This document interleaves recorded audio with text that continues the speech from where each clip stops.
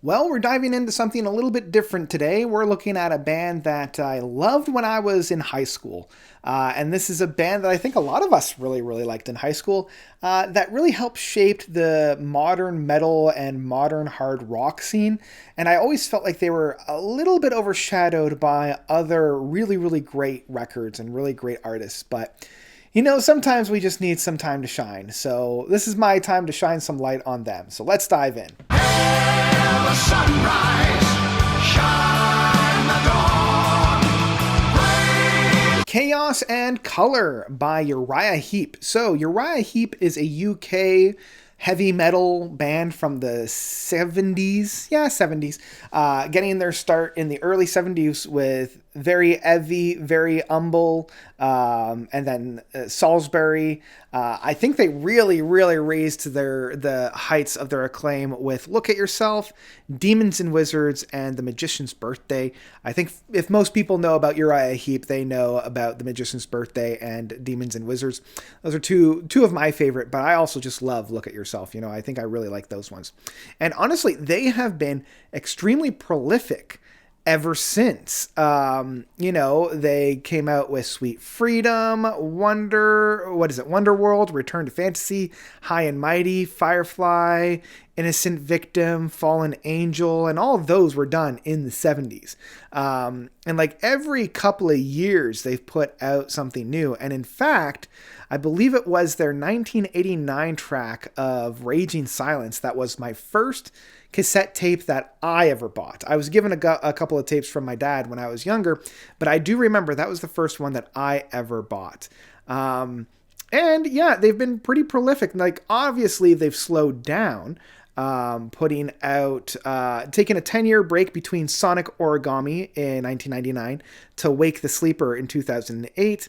Then Into the Wild in 2011, Outsider in 2014, and Living the Dream in 2018. So these guys have never really stopped. And they've also put out a number of live albums throughout all of this as well. And much like a band that got its start in the 70s and is still going strong now, they've had a rotating roster of musicians.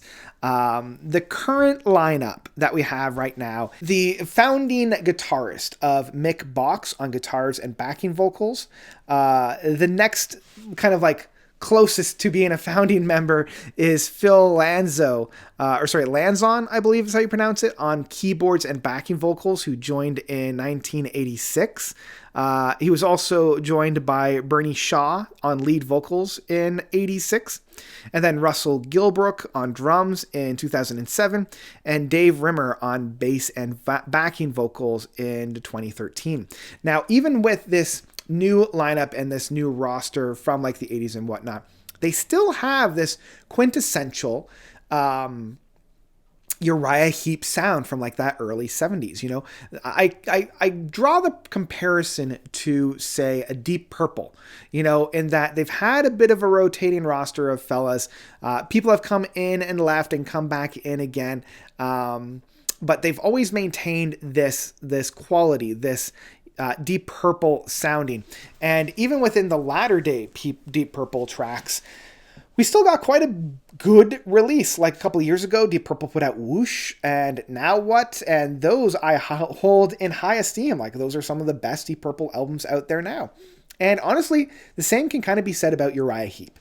And the sound is very similar to a Deep Purple, but the thing that I love more about the Uriah Heep is that they're a little bit more psychedelic. A lot of that has to do with this really deep keyboard sounds on the mellotrons, this really like pumping bass line that's found on it, and quick pace guitars.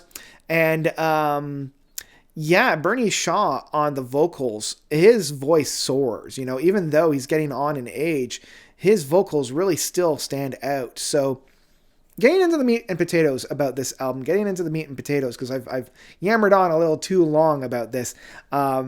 They're still able to hold their own. And as I mentioned, it feels like a Uriah Heep album that we would have gotten from their late 70s work. We're talking about tracks from like Firefly or High and Mighty and Return to Fantasy.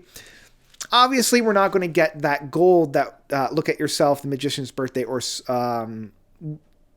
demons and wizards are. But we still have some really, really high-paced, hard-hitting tracks. Tracks like Save Me Tonight, the opening track, the closer track of Closer to Your Dream, and a number of the ones in the middle as well. Like some of the mid-tracks of Age of Change, Golden Light, and Fly Like an Eagle are very hard-hitting, very fast-paced, a lot of energy and a lot of drive on these. I really need to shout out the drums of Russell Gilbert. I think that's how you pronounce his name. Yeah, Gilbrook. Russell is doing a fantastic job of like really commanding the kit. You know, there's a lot of energy, there's a lot of drive. He's not hitting 1,000, different cymbals or blast beats or anything like 1,000 miles a minute, but he is hitting with a lot of intensity and a lot of purpose. And that is found on a lot of tracks like Hurricane, A Sail to the Sunrise, and You'll Never Be Alone, where it's like really hitting you. One of the things that I really do appreciate, though, when I was talking about You'll Never Be Alone, is they're still allowing themselves to create some of those longer stretches of music that we got from albums like Look at Yourself and The Magician's Birthday. We're getting One Nation, One Sun, that's about 7.5 minutes. You'll Never Be Alone, which is almost 8 minutes. And Freedom to Be Free, which is the highlight of this album at over 8 minutes. And these kind of waver a little bit in quality. Like One Nation, One Sun does take a little bit of time to get going. But once it does get going and we get into the final quarter of this track, it really does pump up the jam and give us a lot of really fun, energetic music in that sense. You'll Never Be Alone doesn't quite have that same build-up about it, but it does start off right from the beginning of being a very powerful, very fast-paced, moving, acid rock, fun-filled track. But Freedom to Be Free is probably my favorite. It has the most characteristics, it has the most personality on this one, and it also has the most variability of any of the tracks on here. We go through a lot of different changes, we go through a lot of different styles, and where we end up by the end is a really fun, really big sounding, very acid metal track that really does hone in that early 70s acid rock that I really do love. That then closes off the album with Closer to Your Dream. So, yeah, I mean, this is a really quick kind of a review of a really fast-paced, fun album. It doesn't reinvent the wheel. It definitely doesn't recontextualize the band, you know. I'm reminded of some of those really good later albums from bands like Styx put out a couple these past couple of years. Deep Purple put out a couple, as I already mentioned. So it's really going to show that a lot of these older bands that really created such a really big sound in the 70s still have something to offer us, even if it is just the same thing kind of over and over again. But the music is fun, the music is great, and it's one that I return to, and I probably will be returning to this throughout the year.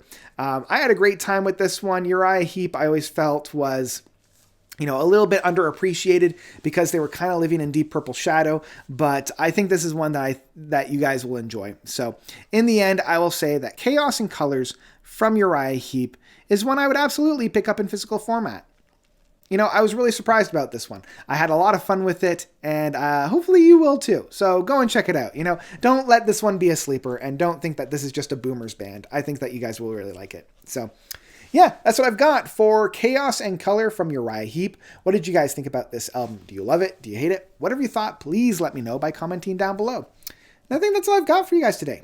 That's all I've got. So thank you all so much for watching. As always, you guys are definitely the best. And until next time, out.